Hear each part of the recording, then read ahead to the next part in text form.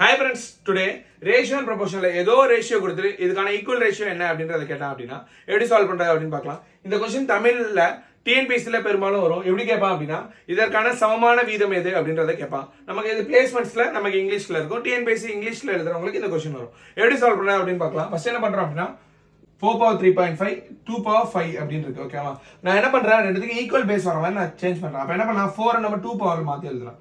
2 power 2 whole power 3.5 மாறும். அதுக்கப்புறம் இங்க 2 power 5 அப்படின்னு இருக்கும். ஓகேவா, இதை நம்ம டைரக்டா நெக்ஸ்ட் சேஞ்ச் பண்றோம் அப்படின்னா என்ன வரும், 2 பவரும் இருக்கு அப்படின்னா என்ன பண்ணுவோம், பவரை மல்டிபிள் பண்ணுவோம். அப்ப 2 power 7 is to 2 power 5.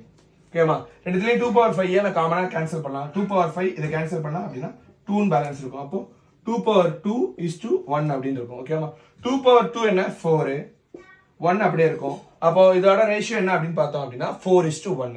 இதுக்கான ரேஷியோ என்ன அப்படின்றத நீ கமெண்ட்ஸ்ல போடு. மறக்காம நம்ம சேனலை ஃபாலோ பண்ணிடு.